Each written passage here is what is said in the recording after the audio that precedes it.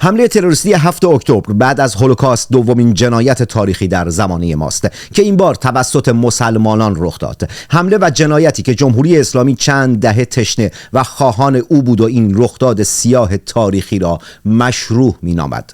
خیلی از رسانه‌های فارسی زبان 6 اکتبر ویژه برنامه‌ای برای این جنایت سازمان یافته تهیه و پخش کردند. به نوعی به پیشواز این جنایت رفتند. رسمی که در اسلام هم به کرات برای مراسمات مخصوصاً افسانه کربلا مرتکب می‌شوند. به زبان ساده با مسلمان بازی یک روز زودتر از سالگرد این فاجعه آن را تحلیل و بررسی کردند. اما سینما رکس به پیشواز هیچ جنایت، جنگ و تجاوز سازمان یافته و تروریستی نمی رود. ما ایرانگرایان از پیشواز جنگ و جنایت و کارهای تروریستی متنفریم. مجله تصویری سینما رکس در 1 سال گذشته کنار مردم اسرائیل بوده و تا زمانی که منافع مشترک با دولت اسرائیل دارد که آن سرنگونی جمهوری اسلامی و نابودی اسلام افراطی و اسلام گرایی با روی کردی یهودی ستیزانه است، همانند دیگر ایران گرایان کنار سیاست‌های دولت اسرائیل خواهد بود. جنگ بد است، اما جمهوری اسلامی از جنگ بدتر. خانم‌ها و آقایان، ملت ستمکش و زجر کشیده ایران، نام این برنامه وضعیت قرمز است. مهمان این قسمت نوید توبیان، تحلیلگر مسائل اسرائیل از تل‌آویو است. روزی نه چندان دور خواهم گفت اینجا آبادان است.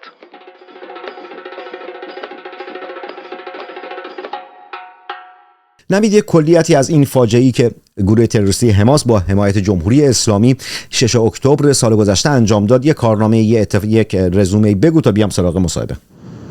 محمد جان، قبل از اینکه به کارنامه جنایت حماس و به نوعی جنایت جمهوری اسلامی بپردازیم، که جمهوری اسلامی این سازمان رو تأمین مالی می‌کرد و میکنه و تأمین تسلیحاتی، تو در مقدمه صحبتات اشاره کردی تا زمانی که منافع اسرائیل و ایران همسو هستند. به باور من بعد از سقوط رژیم اسلامی ولایت فقیه در ایران، این منافع میتونه برای سالهای سال ادامه پیدا بکنه. من فقط توجه همه رو جلب میکنم به فعالیت‌های سازندگی که شرکت‌های اسرائیلی در زمان شاه فقید داشتن، هنگامی که در زنجان زلزله اومده بود و رفتند و ساختند کمک‌های کشاورزی، حتی کمک‌های تسلیحاتی، به نوعی کمک در حوزه آبی که الان ایران تشنه مدیریت درست حوزه آب هست و داریم می‌بینیم که سفره‌های زیرزمینی آب داره یکی پس از دیگری خشک میشه و از بین میره. دریاچه ارومیه که دیگه رسما خشک شد و باید منتظر طوفان‌های نمک و ضررهای واقعا جبران ناپذیر اون به محیط زیست به خاطر ندانمکاری و یا حتی سوء استفاده های مالی جمهوری اسلامی ایران بود. درباره حادثه قبل از اینکه وارد بشی، من این نکته رو بگم، 100% گفته‌هات درسته و با گفته‌هات موافق هستم، اما من فقط به منافع کشورمون، به منافع ایران و ایرانی‌ها فکر می‌کنم. می‌فرمایید. درباره فاجعه 7 اکتبر، امروز اون فیلم مشهوری که تقریباً 45 دقیقه است و گزیده‌ای از جنایات سانسور نشده سازمان تروریستی حماس در 7 اکتبر هست، امروز برای اولین بار در جلسه هیئت دولت اسرائیل برای وزیران نمایش داده شد و بسیاری از وزیران سوال کرده بودند که چرا این فیلم رو در معرض همگان قرار نمیدید و اون رو نمایش نمیدید، چرا که این به تلاش‌های اطلاع رسانی اسرائیل لطمه وارد میکنه. و مشاور حقوقی دولت گفته که باید ببینه که اشکال کار در کجاست، کار کجا گره خورده و وعده داده که در اولین فرصت به این امر رسیدگی بکنه. البته من دیدن این فیلم رو در صورتی که اکران اون آزاد بشه و در دسترس همگان قرار بگیره برای هر کسی واقعا توصیه نمی کنم. بسیاری از کسانی که این فجایع رو از نزدیک دیدن یا حتی اون فیلم رو دیدن، بعد از 1 سال هنوز صحبت از کابوس هایی میکنن و ضربات روانی که به اونها وارد شده. آبادی های پیرامون غزه، بسیاری از اونها ساکنانش الان در حال بازگشت و بازسازی این آبادی ها هستند. امروز روز یادبود 7 اکتبر هست، سالگرد این فاجعه هست. تمام شبکه‌های رسانه‌ای اسرائیل برنامه‌های خودشون رو به شکل ویژه فقط و فقط مختص به این رویداد ناگوار کردن و اینکه الان حال بازماندگان چطوره.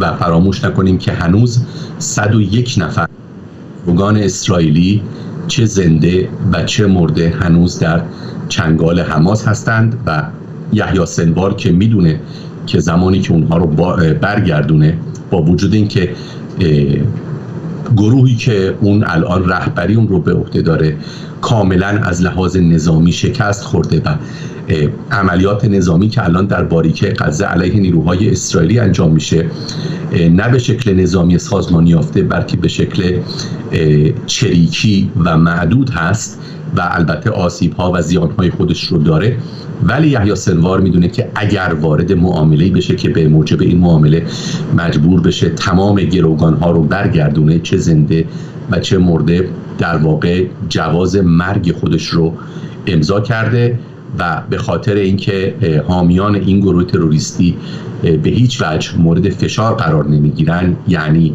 جمهوری اسلامی و قطر، در حال حاضر هیچ راه حلی برای بازگشت این 101 گروگان اسرائیلی دیده نمیشه. نوید، امروز یعنی ساعتی پیش هم ارتش اسرائیل یک بیانیه منتشر کرد که از تعداد مجروح‌ها، کشته شده‌ها، زخمی‌ها صحبت کرد. یه مقداری در مورد اطلاعاتی بدیم ممنون میشم. نزدیک به 1200 شهروند غیر نظامی اسرائیلی در 7 اکتبر سلاخی شدند.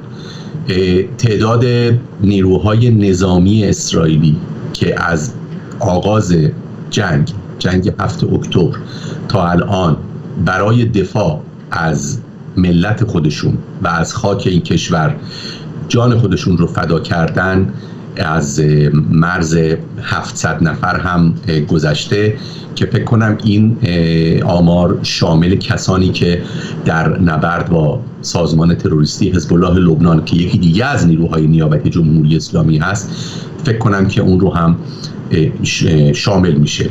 نکته جالبی که این گزارش به اون اشاره میکنه تعداد کشته شدگان عرب، چه فلسطینی و چه لبنانی هست.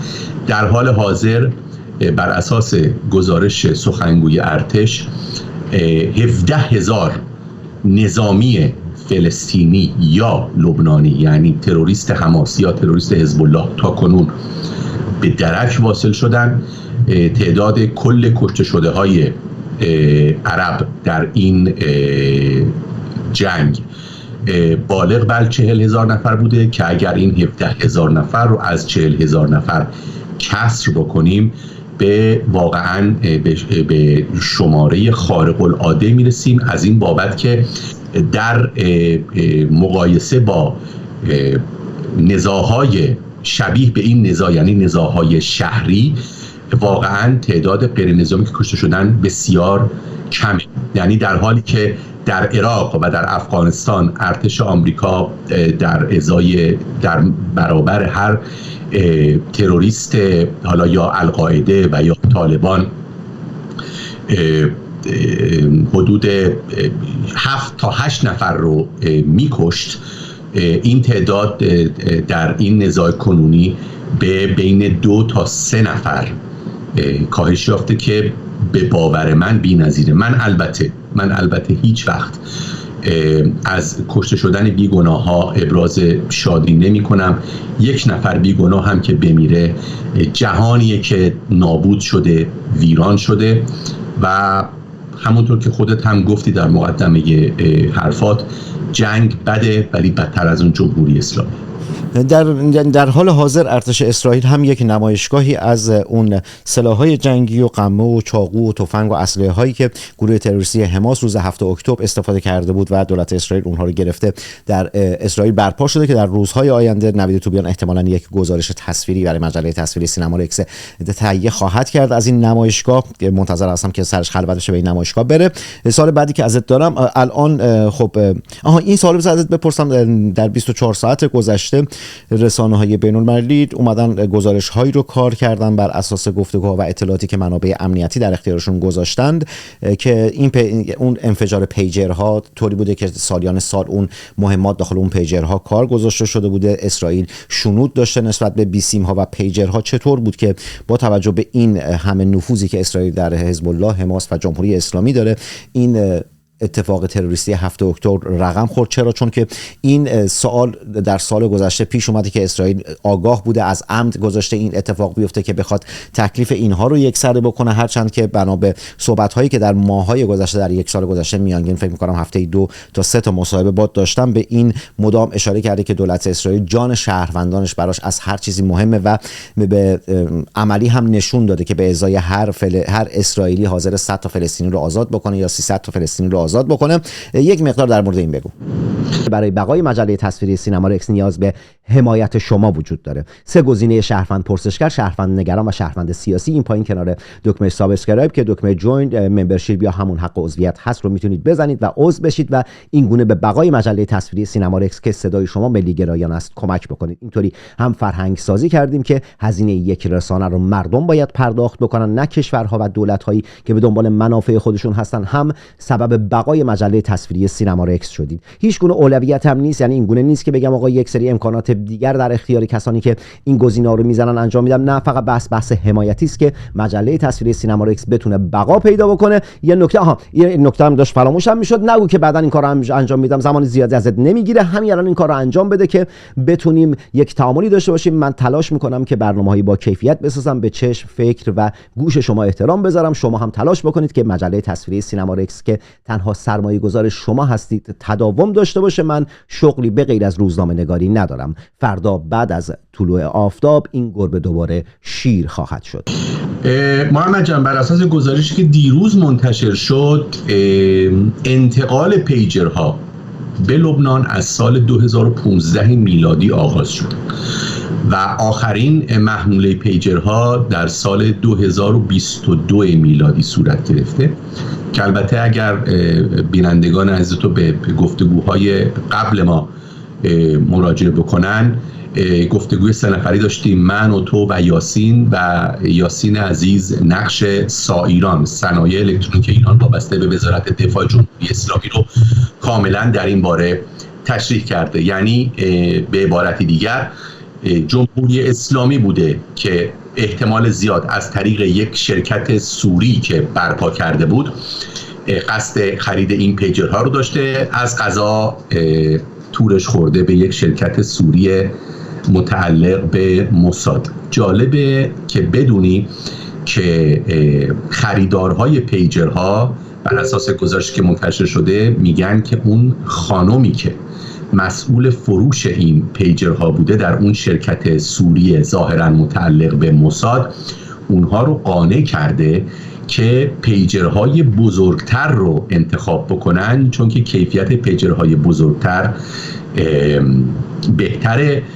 و طبق گزارشی که من امروز صبح یکی از خبرنگاران شبکه 12 اسرائیل منتشر کرده بود، حتی حزب الله به محتوای این پیجرها مشکوک شده بود، اونها رو حتی به نوعی فرستاده بود برای سونوگرافی، ولی این مواد منفجره داخل پیجرها طوری جاسازی شده بود که حتی سونوگرافی هم قادر به کشف این مواد منفجره نشد. و یک نکته دیگه خیلی جالبه اینه که قبل از انفجار پیجرها پیامی رمز شده در داخل این پیجرها ظاهر میشه که مخاطب از او خواهش میشه که برای به قول معروف رمزگشایی این پیام با 2 دستش 2 دکمه مختلف در پیجر رو فشار بده. یعنی اگر تو پیجر رو در 2 دستت گرفته بودی، ظاهراً هم چشمانت و هم دو دستت آسیب جدی دیده. پاسخ سوالم هم اگه بدی ممنون میشم. درباره دوباره بپرسید. در سوالم این بود که که این سوال پیش اومده که در یک سال گذشته مدام تکرار کردن کسانی که حالا تفکرات یهودی ستیزی دارن یا مخالف اون استقلال و حضور کشور اسرائیل هستن و به رسمیت نمیشناسن، میگن نه اصلا اسرائیل خودش در جریان بوده و نمیدونم فلان و بیسار، با توجه به این اطلاعاتی هم که الان دادی که از 2015 این پیجرها رو داده و اسناد و مدارکی هم در هفته‌ها و ماه‌های گذشته اومده که ارتش اسرائیل به بیسیم‌ها، به اطلاعات، یعنی به اون سیستم مخابراتی حزب الله، حماس و حتی خود جمهوری اسلامی اشراف کامل داره، چجور متوجه این نشدن که این عملیات داره برنامه‌ریزی میشه و یا داره اجرا میشه؟ درباره حزب الله این رو باید بگم که یعنی ببخشید سوال واضحم اینه که آیا اسرائیل، یعنی اون صحبت، اون پرسشی که مطرح میکنن که اسرائیل در جریان بوده اما اجازه داده که این 1200 نفر کشته بشن، گروگان گرفته بشن، بهشون تجاوز بشه تا بخواد بهانه، یعنی یک مشروعیت بین المللی پیدا بکنه تا نمیدونم حزب الله و حماس و جمهوری اسلامی رو، اینا رو همه رو یه سره بکنه؟ بله، در پاسخ به این تفکرات دایجان ناپلئونی باید بگم که بر اساس گزارش‌های اولیه‌ای که الان اومده و هنوز اون کمیسیون حقیقتیابی که باید برای یافتن دلایل بروز این فاجعه بزرگ و اون اهمالکاری اطلاعاتی که از سوی اسرائیل صورت گرفته، این تصویر مشخص میشه. یک، اسرائیل تهدید حزب الله لبنان رو به مراتب جدی‌تر از تهدید حماس برای خودش تصور می‌کرده. دو، به خاطر این نتیجه گیری حماس رو دست کم گرفته بود. سه، از چند ماه قبل از واقعه ناگوار 7 اکتبر اسرائیل شنود مخابرات تاکتیکی حماس رو به دلایلی که هنوز معلوم نیست و باید پس از تحقیقات کمیسیون حقیقتیاب در معرض همگان قرار بگیره، این شنود رو متوقف کرده بود و فقط به دنبال عملیات جیمز باندی و اون کارهای خارق العاده میگشت که و حتی رادیو تلویزیون حماس رو هم رصد نکرده بود. من دوباره خاطر نشان میکنم 1 ماه قبل از واقعه 7 اکتبر حماس مانوری رو برگزار میکنه که هم CNN و هم الجزیره و بقیه رسانه های جریان مرکزی این رو تصویرش رو میگیرن و منتشر میشه و حتی این هم زنگ خطری رو برای اسرائیل به صدا در نمیاره. حالا یا میشه اسمش رو گذاشت غرور بیش از حد اسرائیل، اتکای پوچ به این فرضیه که اسرائیل در برابر حماس یک نیروی بازدارنده ایجاد کرده که حماس جرأت نمیکنه این کار رو بکنه و دیدیم که چی شد. و درباره حزب الله خیلی وسایل هست که اسرائیل اونها رو برای روز مبادا نگه داشته. این حدس شخصی منه و اونها رو به موقع رو میکنه. یکی از این ابزارالات همون پیجرها و بیسیم ها بود. نوید، یه سوالم لابلای پاسخی داریم. یه سوالم مثلا به وجود اومد که الان بپرسم که چون سوال آخرم یکم مفصل‌تر میخوام پاسخ بدی بهش، اینه که آیا در این 1 سال در اسرائیل کسی محکوم، بازداشت یا مقصر اعلام شده که بخواد حالا اون پروسه قضایی به هر حال یک کسی یک خطایی، یک کمکاری کرده این وسط دیگه؟ چند افسر ارشد اطلاعاتی اسرائیل استعفانامه خودشون رو تقدیم کردن. بلند پایه ترین افسری که تا الان استعفا داده رئیس رکن اطلاعات ارتشه که گفته میشه در شب 7 اکتبر، یعنی جمعه شب 6 اکتبر، ایشون در یک مرخصی در شهر توریستی ایلات در جنوب اسرائیل بوده. بهش تلفن میزنن و میگن که تحرکات مشکوکی در مرز هست و اون و بعداً به قول معروف به نتیجه میرسن که 1 شنبه صبح، یعنی 8 اکتبر، این تحرکات مشکوک رو بررسی بکنن و این رئیس رکن اطلاعات ارتش دوباره تلفن رو قطع میکنه و میخوابه. ساعت 4 صبح بهش زنگ میزنن و اون دوباره قطع میکنه و میخوابه. بسیار بسیار سوالهای زیادی هست که هنوز منتظر پاسخ هست، ولی فکر کنم تصویری که الان داره آشکار میشه برای همگان اینه که اسرائیل حماس رو دست کم گرفته بود. سال آخر برمیگردم به اون قضیه اون ابزارات غافلگیر کننده‌ای که اسرائیل در اختیارش داره. از پیجرها صحبت کردیم، از بیسیم ها صحبت کردیم و دیدیم که حسن نصرالله به وسیله بمب‌های سنگرشکن 1 تنی که 82 اندی از اونها بر سر حسن نصرالله و نزدیکانش در ضاحیه جنوبی فرود آمد، تا جایی که من میدونم اسرائیل شکایت کرده بود از آمریکا که چرا بمب‌های سنگرشکن در اختیارش قرار نمیده و دیدیم که چی شد. و به باور من اسرائیل هنوز ابزارات بسیار غافلگیر کننده‌ای داره که به احتمال زیاد از این ابزارات ممکنه برای حمله تلافی جویانه به جمهوری اسلامی به دنبال موشک پرانی آخر موسوم به وعده صادق 2 اونها رو از آستین بیرون بیاره و به کار بگیره. باید منتظر بود. به هر حال هر لحظه ممکنه که این اتفاق بیفته و آنگونه که دولت اسرائیل گفته حتما این کار رو خواهد کرد و در اسرائیل تمام افراد، تمام سیاسیون، تمام احزاب، گروه‌ها و متحد هستند با دولت که باید پاسخی به جمهوری اسلامی داده بشه و حتما باید پاسخی به جمهوری اسلامی داده بشه. سال آخری که ازت دارم، خب الان آنگونه که در 1 سال گذشته دولت و کلا دولت اسرائیل نشون داده آقا عزمش رو جزم کرده که حزب الله لبنان، حماس و جمهوری اسلامی همه اینها باید اسلامگرایان افراطی، کسانی که در منطقه دارن ترویج اسلامگرایی افراطی و کار تروریستی میکنن، باید آقا کاسه کوزه‌شون رو جمع بکنن برن. خب اینا جمع شدن رفتن. حماس عملا خب دیگه نابود شده است. حزب الله الان جونهای آخرش رو داره میکشه و داره نفسهای آخرش رو میکشه و بعد سراغ جمهوری اسلامی بدون تردید خواهد اومد. همونطور که در روزهای گذشته برخی از مقامات جمهوری اسلامی گفته بودن که اسرائیل سراغ ما هم خواهد اومد و اینجور چیزها. آقا جمهوری اسلامی، حماس، حزب الله اینا همه رفتن. با یک سری تفکرات یهودی ستیزانه‌ای در جهان، در منطقه هست، در بین ایرانیان هست که نمیگن مستقیم، با واژگان بازی میکنند، نمیدونم عوام فریبی میکنند. به یکی مثل حامد اسماعیلیون، همین احمد گریان ایران امروز که با ترحم و گریه و اینها مشروعیت واسه خودش، مشروعیت که نه، اومد ترحم مردم رو گرفت و شروع به کارهای ایران ستیزانه داره میکنه. چند روز پیش هم یک متنی در ایکس خودش منتشر کرد که حالا از واژگانش مستقیم اشاره به تفکرات یهودی ستیزیش نداره، اما با توجه به پیشینه‌ای که ازش داریم، با توجه به اینکه 1.5 سال پیش بود که خودم برای اولین بار در مجله تصویری سینما رکس عنوان کردم و بعد مابقی رسانه‌ها به اون پرداختن که با خبرنگار یهودی که از رسانه‌های فارسی زبان مصاحبه نکرده بود، گفته بود با رسانه‌های اسرائیل مصاحبه نمی‌کنم، هرچند بعد گفت نمیدونم به خاطر اینکه خانواده‌ها در ایران دچار مشکل نشن، در حالی که آقا وقتی تو میگی من ادعای براندازی می‌کنم، ادعای این رو داری که می‌خوای با جمهوری اسلامی مخالفت کنی، خب اون خانواده‌ای که داخل ایران هستن عملاً جمهوری اسلامی اذیتشون می‌کنه که بخواد اذیت بکنه. اینکه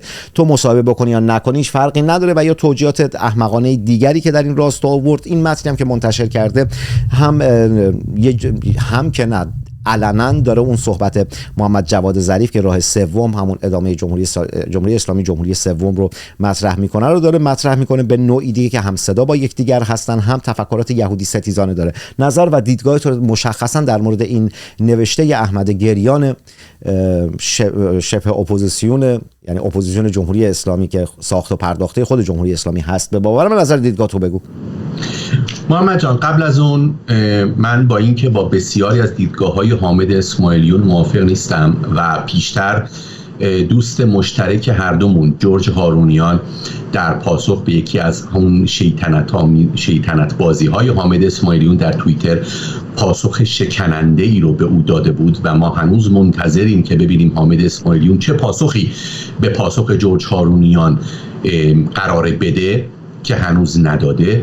ولی به یاد داشته باشیم همسرش و دخترش و بیگناه‌های بسیاری در این فاجعه‌ای که جمهوری اسلامی ایران برای خوابوندن قائله و جلوگیری از بروز جنگ گسترده با ایالات متحده انجام داد، من شخصاً از دست رفتن این بیگناهان رو به تمامی خانواده هاشون، حتی خانواده موسوی لاری، معاون وزیر بهداشت پیشین دولت حسن روحانی، تسلیت میگم.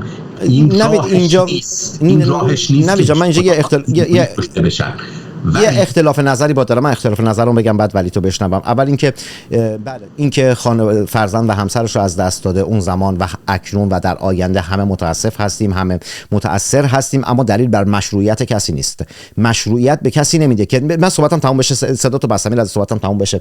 مشروعیت به کسی نمیده.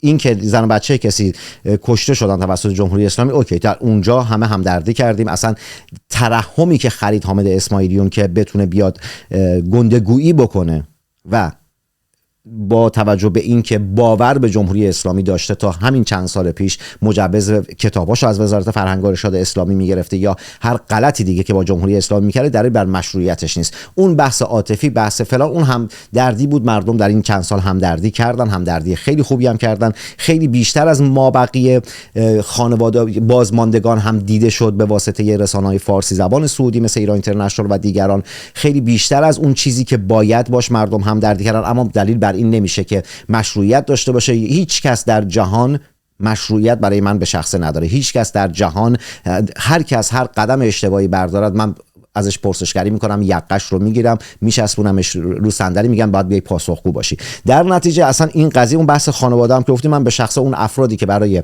مراسم تروریست بزرگ منطقه قاسم سلیمانی رفته بودن و در حال بازگشت بودن، اصلا واسه اونها هم حالا به عنوان یک انسان همدردی میکنم، میگم اوه یک انسان غیر نظامی از بین رفته، ولی برای تفکراتشون هیچ گونه ارزش قائل نیستم. میشنوم. ببین محمد جان، من فقط از دست رفتن بیگناهان، کسانی که اسلحه به دست نگرفتن و کسانی که به طور فعال ترویج افکار مسموم رو عهده‌دار نبودن، من فقط قصدم همین بود.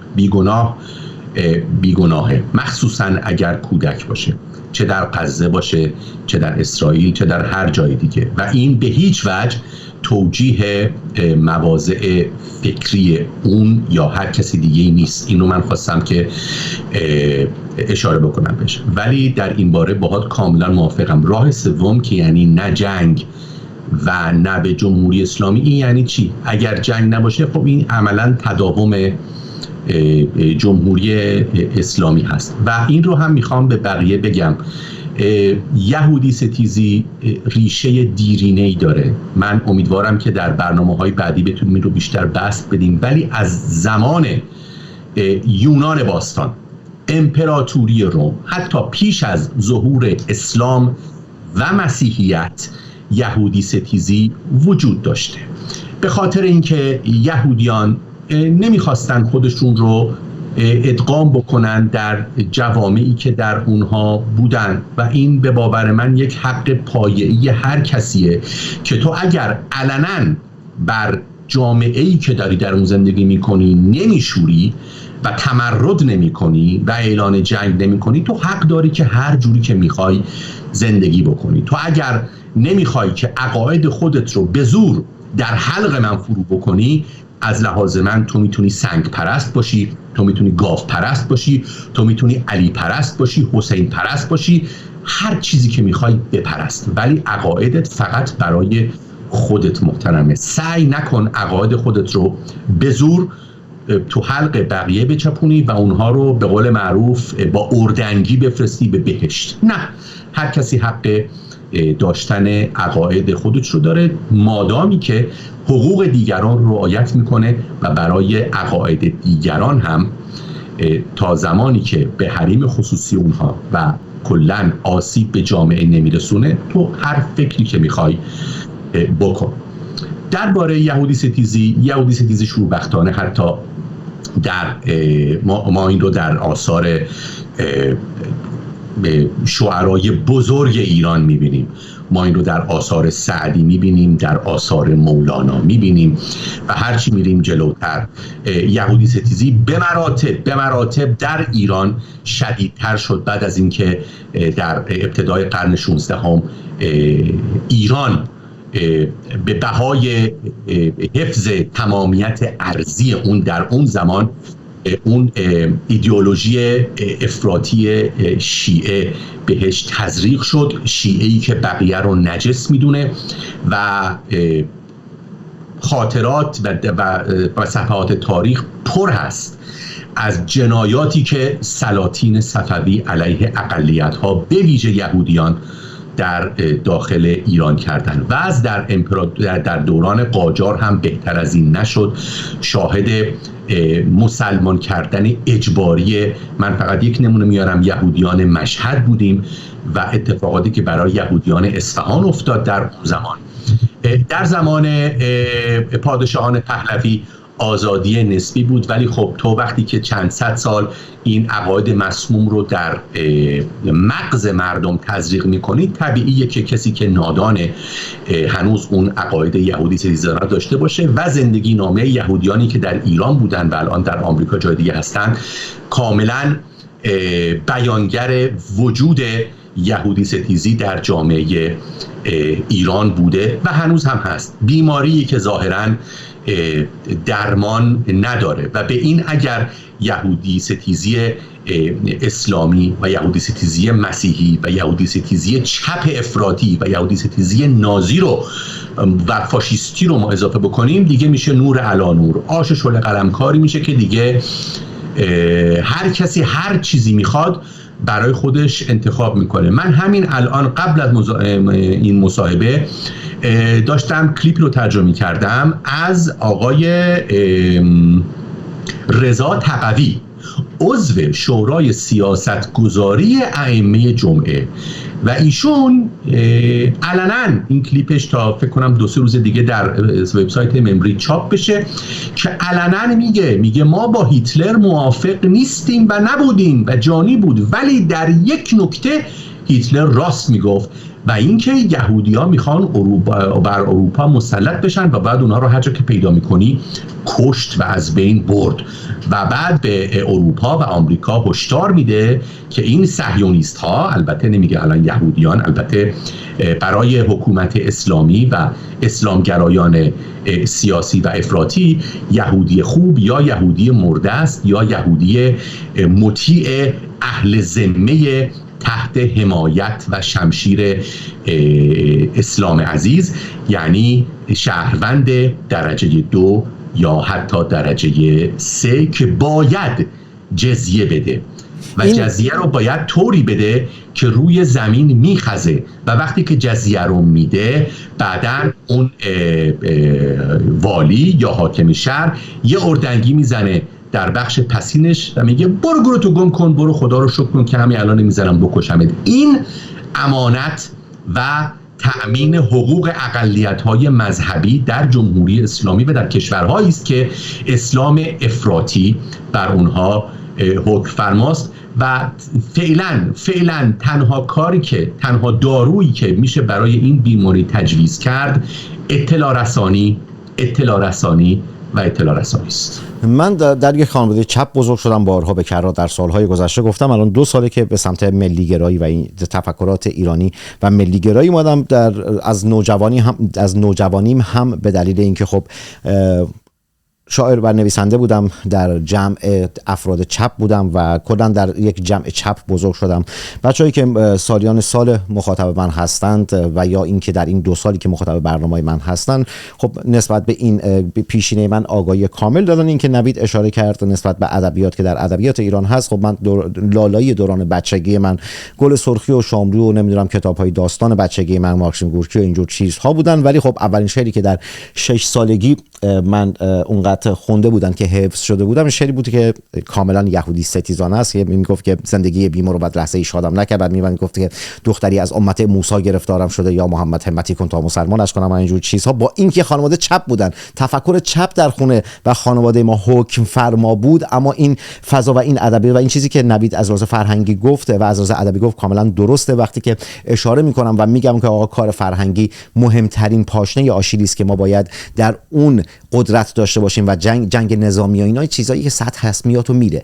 جنگ اصلی جنگ فرهنگ، جنگ اندیشه است، جنگ زبان و جنگ فکر. آخرین سوالی که ازت دارم نوید، خیلی کوتاه اگه پاسخ بدی، در حد مثلا یه جمله هم بدی پاسخ بدی واسه من کفایت میکنه. در روزهای گذشته خب هر کس که قرار شده جانشین حسن نصرالله بشه، کشور اسرائیل سریع اون رو خنثی کرده، به هلاکت رسونده. در روزهای گذشته کاربران ایرانی در سوشال مدیا به طنز دارن میگن که سخت‌ترین کار، نمیدونم، قبل از معدن و قبل از روزنامه‌نگاری یا قبل از بازیگری، حالا هر کس برای شغل خودش و اینها، اینه که شخصی بخواد جانشین نصرالله بشه. سخت‌ترین، وحشتناکترین و خیلی احمقانه ترین شغل الان اینیه که بخوای جانشین حسن نصرالله بشه کسی. با توجه به اینکه ایرانی هستی، قلبت برای ایران میتپه، تفکرات ملی و ملی گرایانه داری، شاهزاده رضا پهلوی رو تنها آلترناتیو ایرانیان برای انقلاب ملی میدونی، از اپوزیسیون ایران به طنز اگر بخوای یکی رو پیشنهاد بدی که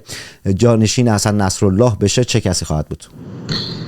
تو این سوالم از ایرج مصداقی پرسیده بودی و نمیدونم دقیقاً ایرج هم دقیقاً یه جوری سعی کرد بپیچونتت و جواب درست حسابی نداد.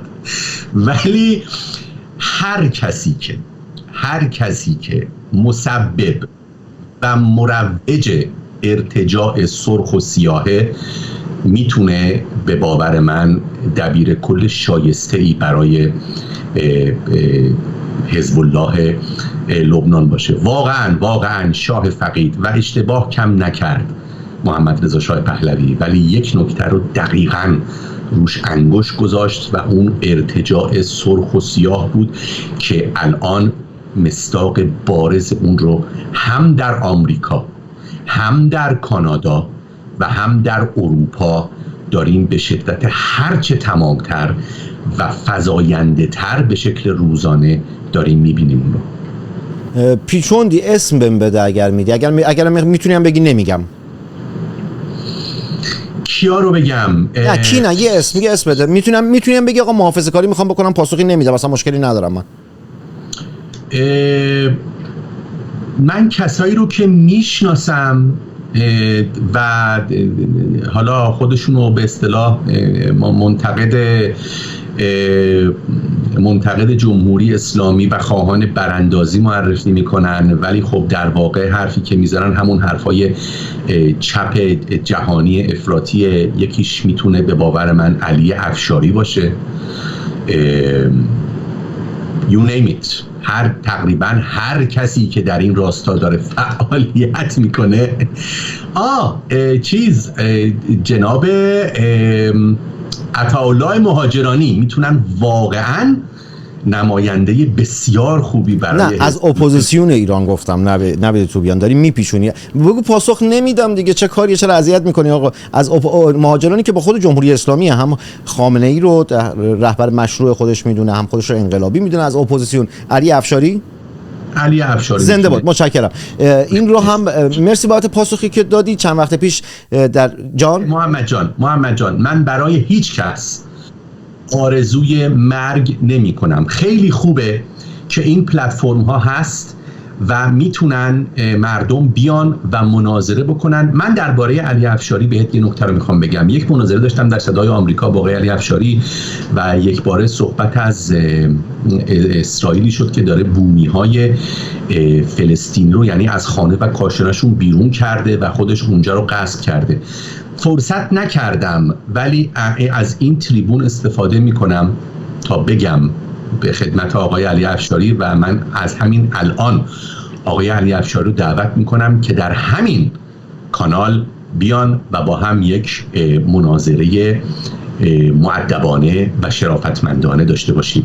و سوالی که من از آقای علی افشاری میکنم اینه که آقای علی افشاری، شما که ساکن آمریکا هستید، شما خودتون دیدین که آمریکا چه بر سر سرخپوست‌های آمریکا بود.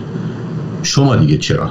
شما اگر در کشوری زندگی میکنید که شاید یکی از بزرگترین نسل کشی‌های قرن 18 و 19 رو مرتکب شده، در کنار اسپانیا که دیدیم چه بر سر امپراتوری های مایا و اینکا و ازتک آورد، شما دیگه چرا؟ علی افشاری به این خاطر که اسمش در برنامه اومده، با اینکه مجله تصویری سینمارکس جایی برای ایران ستیزان، جایی برای کسانی که خواهان بقای جمهوری اسلامی هستن نیست، اما به این خاطر که اسمش در برنامه اومده، این حق براش هست که در مجله تصویری سینمارکس بیاد، از خودش دفاع بکنه، مناظره‌ای با نوید توبیان داشته باشه. نوید توبیان هم که رسما دعوت به مناظره کرد علی افشاری رو، این فضا براش هست که بیاد. من هم خواهان مرگ هیچ کس نیستم، حتی تروریست ها و دیکتاتورها من میگم باید محاکمه بشند. من با دادگاه و عدالت. جان محمد جان، فقط من امیدوارم که کار به دوئل به سبک جان ویک در هر سه فیلمی که منتشر شده نرسه. زنده باد. مناظره به قول معروف لفظی باشه. از اسلامگرایان بعیده که مناظره لفظی رو بتونن انجام بدن، مثلا درکی از لفظ و گفتمان و گفتگو داشته باشن. سیس گفتگو و گفتمان رو میگیرن اما هیچ شعوری از این چیزها ندارن و درکی از این چیزها ندارن. ثمرش اتفاقاتی که در منطقه داره میفته. خلاصه آقا این فضا واسه علی افشاری هست، اگه دوست داشت میتونی بیاد. جانم نوید جان. یک نکته فقط، نمیذاره برنامه رو تموم کنم. بگو نوید جان. من این رو باید بگم، همونطور که خودت میبینی این روبان زرد رو من الان آویزه کراواتم کردم و فهمیدم که دیروز با بانو فایزه علوی هم که گفتگو داشتی، بانو علوی هم این روبان زرد رو آویزه جامش کرده بود. زخمیست که به باور من سالها طول میکشه که جامعه اسرائیل بتونه مرهمی برای اون بذاره. جامعه اسرائیل هنوزم که هنوزه گرفتار زخمهای جنگ اکتبر 73 موسوم به جنگ یوم کیپور هست. جامعه اسرائیل هنوز منتظر خلبان مفقود خودش رون ارد هست و الان 101 انسان بیگناه که در چنگال حماس هستند و پریروز دوباره منتشر شد که پیکر بیجان 6 نفر از اونها از داخل تونل های حماس، در حالی که به اونها شلیک شده بود و از وضعیت جسمانی واقعا رقتباری ظاهرا تا قبل از شلیک به مغزشون رنج می بردن، سوء تغذیه و نبود خورشید و نور. سالها طول میکشه تا این جامعه بتونه بر این فاجعه فائق بیاد. همین. زنده باد. متشکرم. صحبت از دوست صمیمی نازنین من و نوید توبیان جورج هارونیان نازنین شد. از همینجا در انتهای برنامه به جورج نازنین سلام عرض میکنم. خسته نباشید میگم جورج بهت بابت زحمات خوشگل و زیبایی که داری میکشی در راستای مبارزه با تفکرات یهودی ستیزی. در پایان باز میگم آقا هر کس که فرزند و همسرش مرده در هر کجایی که میخواد باشه، چه حامد اسماعیلیون باشه چه هر کسی دیگه باشه، به مرگ افراد من احترام میذارم، من همدردی میکنم، اما دلیل بر مشروعیت کسی نیست، دلیل بر این نیست که کسی معصوم باشه از اینکه بخواد هر زری رو بزنه، هر حرفی رو بزنه و یا هر تفکر کثیف و کریه و ایران ستیزانی رو ترویج بده. این فضا برای حامد اسماعیلیون و علی افشاری در مجله تصویری سینمارکس هست که به برنامه بیان، از خودشون اگر دوست داشتن دفاع کنن، هرچند که بعید میدونم همچی کاری بکنن. خیلی خوشحال میشم اگر بیان.